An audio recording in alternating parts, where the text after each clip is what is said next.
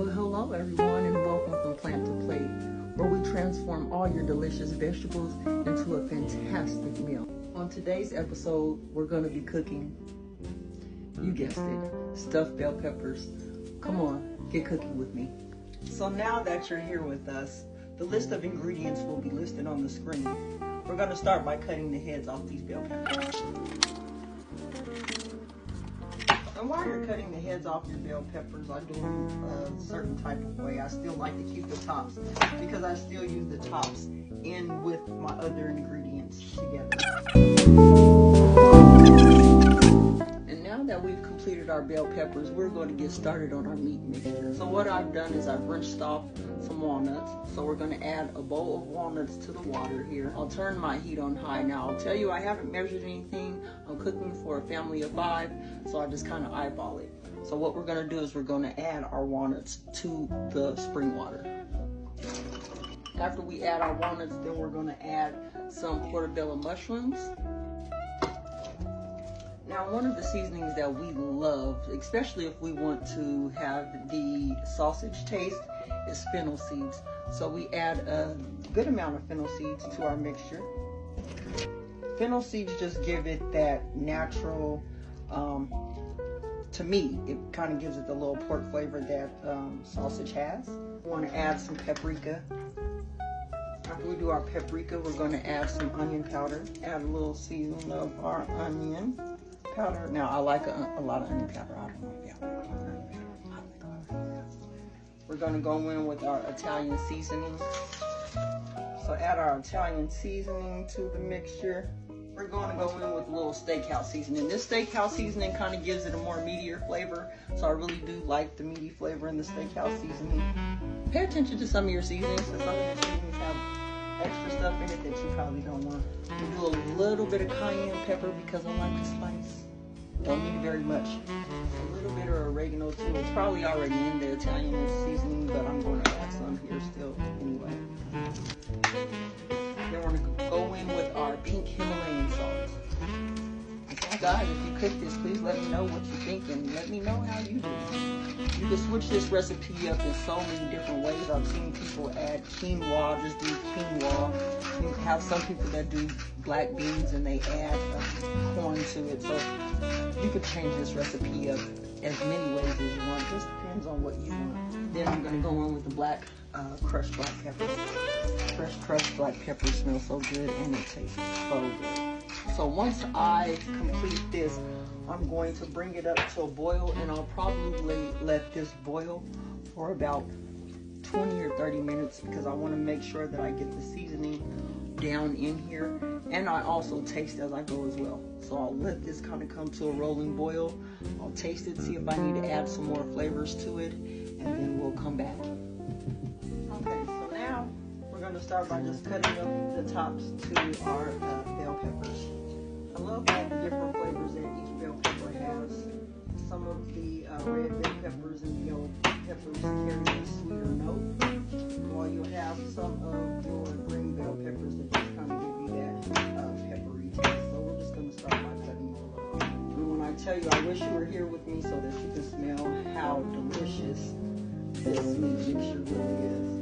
Now, depending on how you like your peppers, because I still like to taste some of my peppers, so I have some that are big, some that are small. I kind of like the pepper texture, the flavors.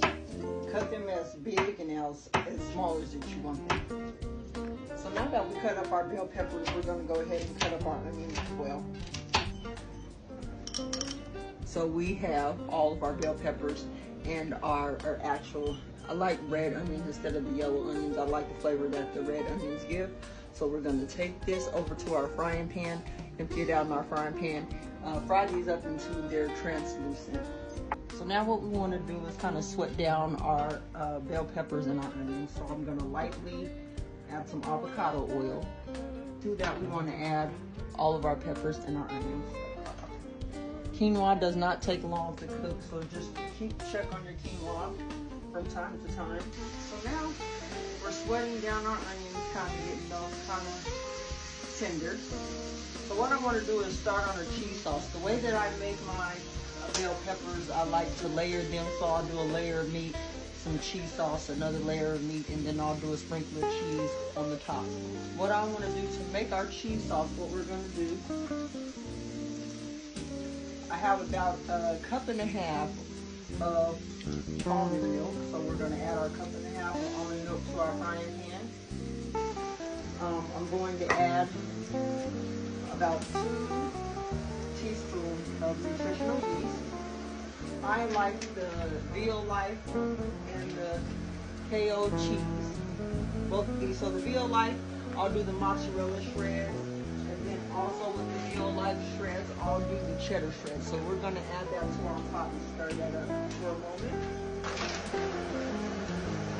Have a little cheese.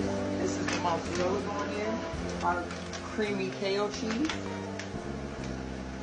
And I'm eyeballing this, guys. You make this how you want it, depending on if you want your cheese sauce a little runny or a little thick. That consistency will be up to you.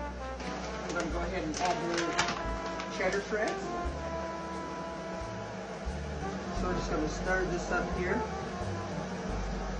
We do have our meat back here on the boil, and it should look something like this. We're sweating down our onions here in the back, which they will be completed in just a moment. And we just want to keep the eye out on our cheese sauce. So let's go ahead and let this kind of settle in, and I'll be right back with you guys. So now that you guys are waiting for your stuff to come together, we're going to take the bell peppers and we're going to pop them in the oven. We'll pop them in for about 20 minutes. Let me get these started. Come back, check your cheese. So with our quinoa, I just took it off the fire and I placed a plate over it. What should happen is if you add the right amount of water to your quinoa, you should be able to take it off and add a plate or cover it, and when you cover it, you'll have a consistency that becomes like this. So you want your quinoa to kind of be thick. I'll let it sit and it will soak up that water and kind of cook out the grains in the quinoa. Onions smell beautiful. The next step that we're going to do is we're going to take our meat mixture and we're going to put it in the food processor, and this is where we'll get our meat-like consistency. Okay, so now what we're going to do is we're going to take our meat mixture and we're going to put it into our food processor. Now have a spoon with holes in it, just so that it drains all the liquid, because I don't want too much of the liquid to be in this meat mixture. I just want it to be just the walnuts and the mushrooms. I'm here at the top back on the food processor. I also have a lid on the food processor that allows, because this mixture is still kind of warm, so I just want to leave the door open on the food processor to kind of let some of that heat escape, as it could bust open, and I don't want that to happen to me during this process. And it ain't working. Just playing, guys. We're just going to plug that in. Got it all plugged in. We're going to turn on. So we'll pulse. And I'm just going to take the top off just to kind of look at the consistency. I may have to scrape the sides down, make sure that I kind of have it at the consistency that I want it. So I'll scrape the sides down.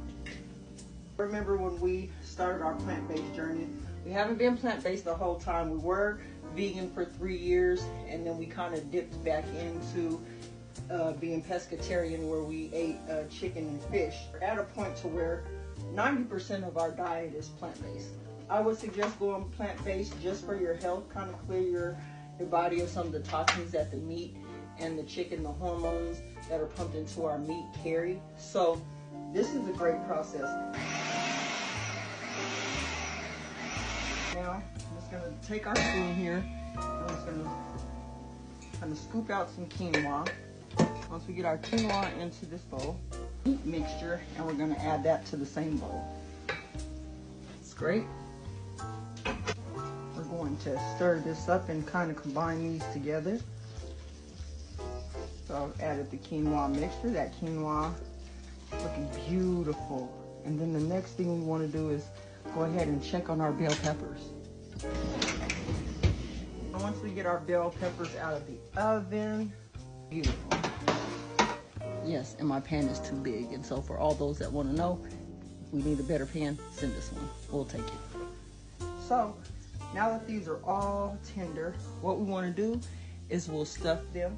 So I'm going to stuff them and then I'll be right back with you. Okay, so now that I have most of them prepared, I'm going to show you how I put this together.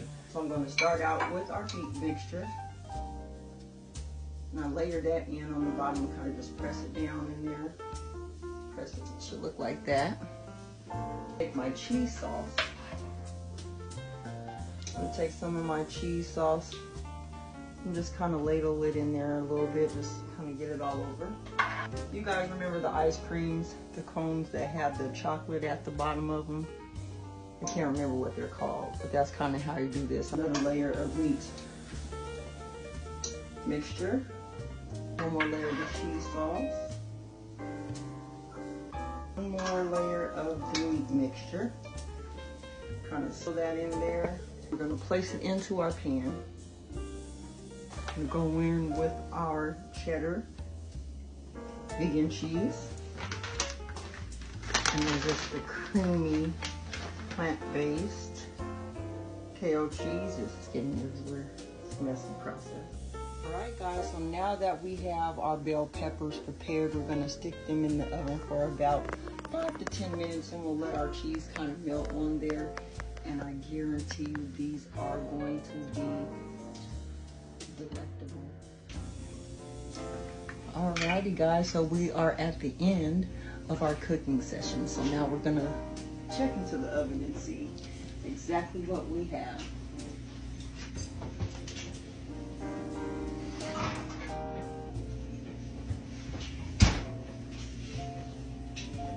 Ooh, delicious stuffed bell peppers.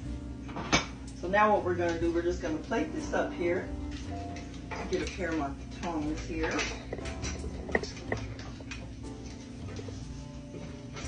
And so we're gonna see exactly how this tastes. Let's see. These look delicious. And that one is waiting for me to get it out. However, ooh, you don't want to break it. So what you do is take my fork here, because this bell pepper is really tender.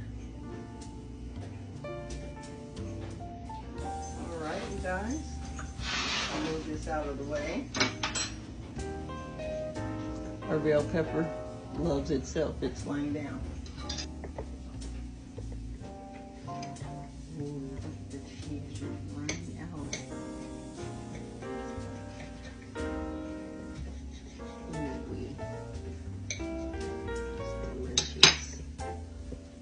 Have the crisp on top, gooey, cheesy center. Let's taste.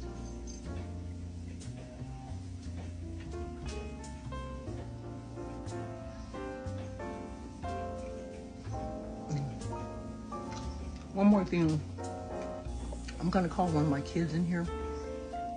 We'll let them taste and let you know how it tastes. Let everyone know what you think. Okay. I'm gonna try it with the bell pepper.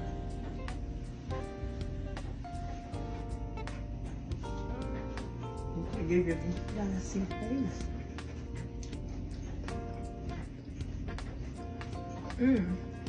That cheese sauce is really good. That cheese sauce is really good.